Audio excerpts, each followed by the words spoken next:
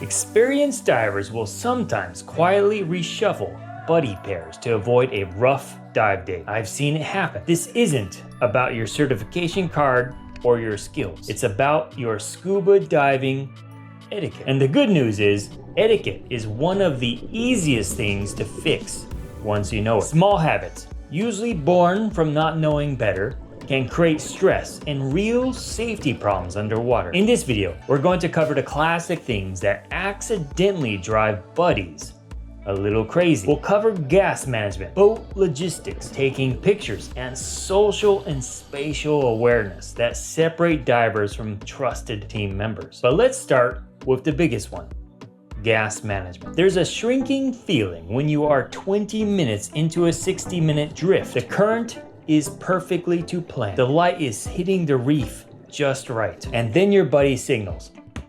They are low on air. Meanwhile, you're sitting there with 120 bar or about 1,750 psi remaining.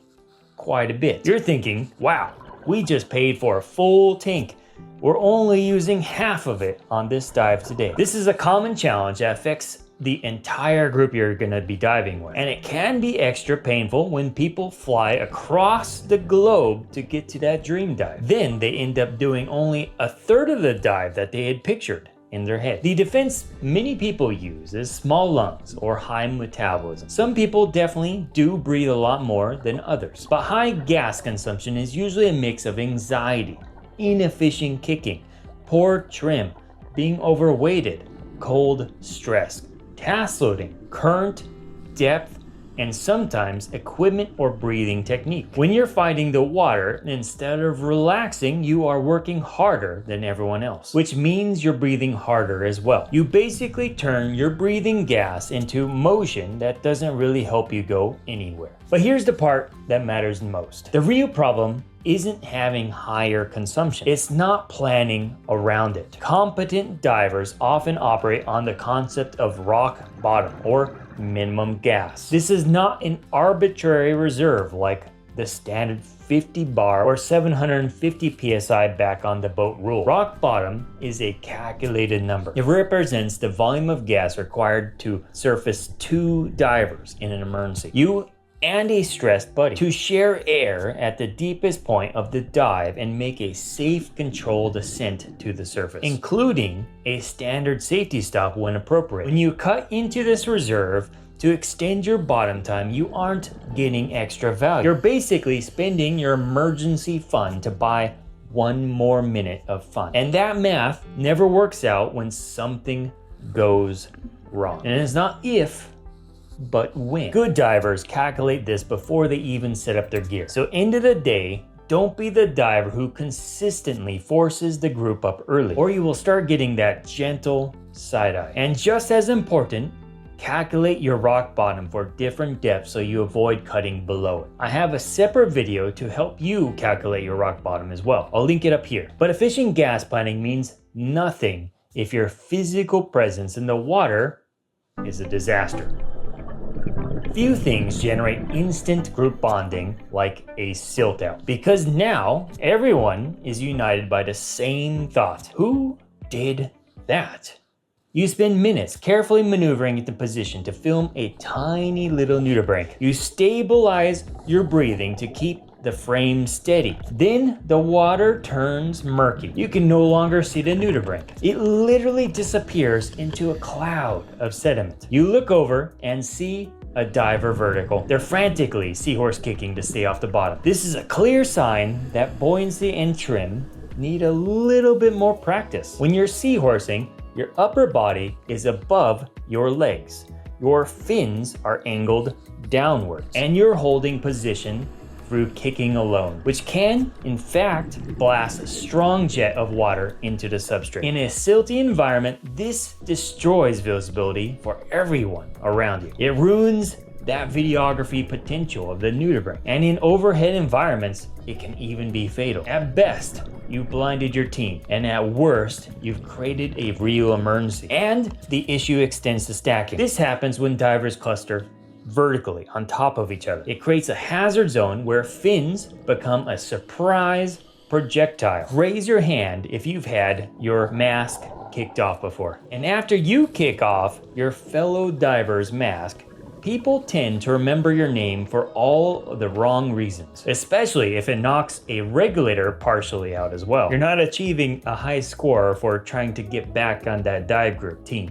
So ideally, you want to aim for horizontal trim and stay aware of your position relative to others. Your knees should be bent and your fins higher than your torso. Use controlled kicks, direct thrust backwards and slightly upward away from the bottom. If you do feel someone near you, don't kick harder, kick gently and get away from them. Proper diving etiquette is avoid kicking up the silt and kicking your buddies. Remember that. And if you're enjoying this video, now's a great time to like and subscribe. And if you know a buddy who would love to laugh and learn from this together, share it with them. I post weekly content to help divers grow their skills, build confidence, and explore the ocean with curiosity and care. And if you're interested in keeping up with the latest and greatest in scuba industry, I have a monthly newsletter for free that you can sign up for in the description below. Now, while buoyancy is a physical skill, being a good dive buddy starts with the logistics before you even touch the water.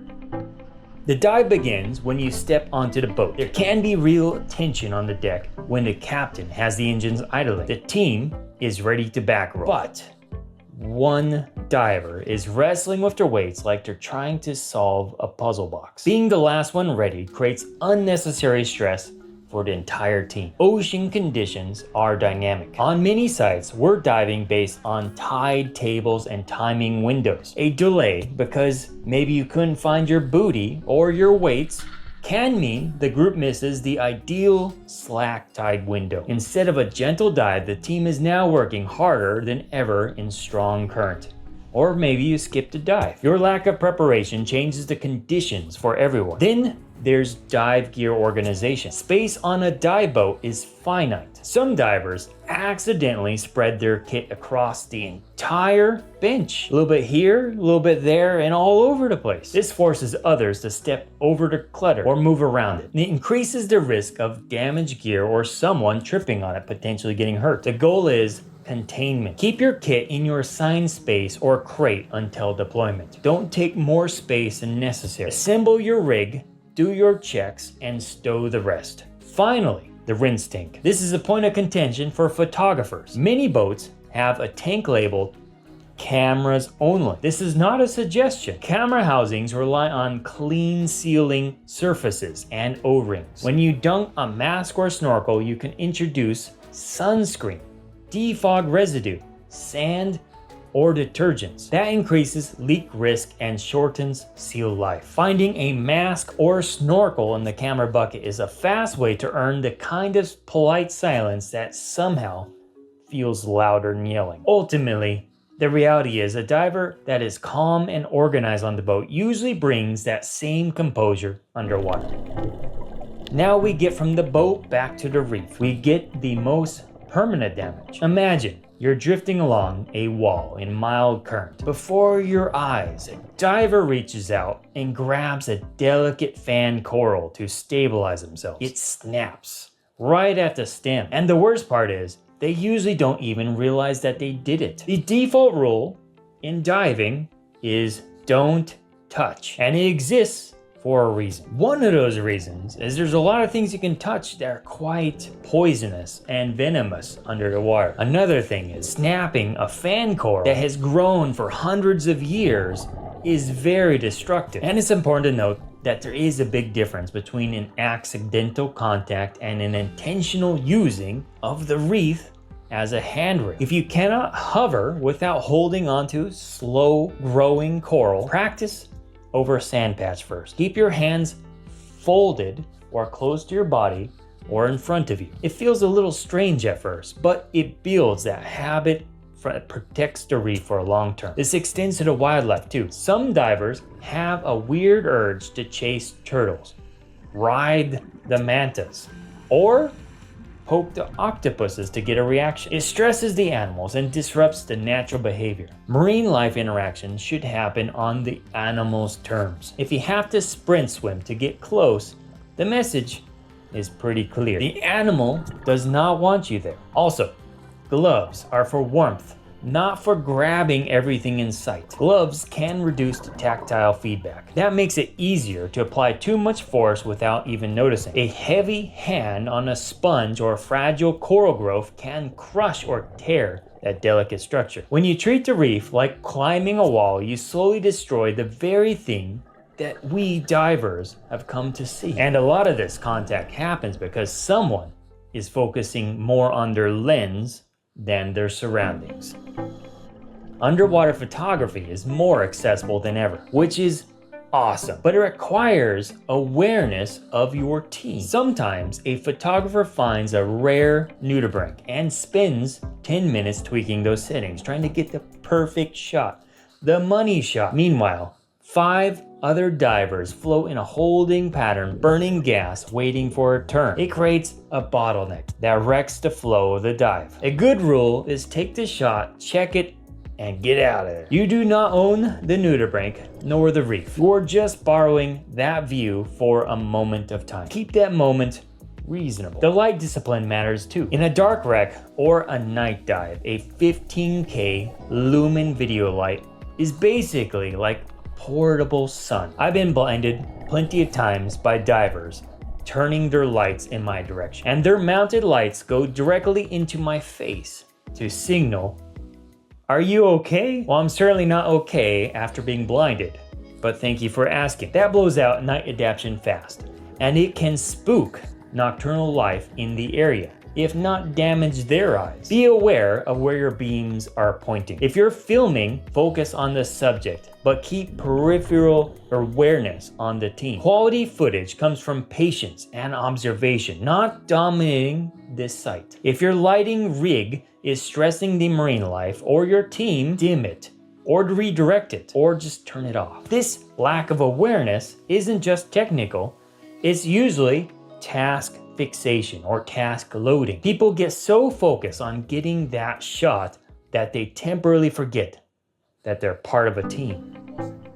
A lot of etiquette issues happen before the engines even start. Sometimes divers talk over the sight briefing because they know this wreck, or they've dove there before. Ignoring the sight briefing is a safety hazard that puts the entire team at risk. They're covering entry procedures, currents, and emergency recalls. Everyone should ideally pay attention and be a part of the conversation because conditions can change daily. And what you knew from last year may not apply today. The crew knows the current site status. Listen to the briefing. Also, keep unsolicited advice on a short leash. Unless a safety check reveals a truly dangerous issue, nobody is asking for you to be the trim police. Constant critiques about kit setup usually just spike anxiety. And when you nitpick a buddy right before splash, you aren't helping them improve. You're lowering their confidence before the dive when they need it most. There's a big difference between stopping a safety violation and just wanting things done the way you think it should be. If it's not dangerous, let them dive their own dive. Every great dive runs on mutual respect and shared responsibility, not ego. Ultimately, good diving etiquette is about safety, efficiency, and respect. It's the foundation that makes every dive your adventure. Strive to be the diver everyone hopes is on their team. The more you know, the more you'll love and protect the ocean. Until next time.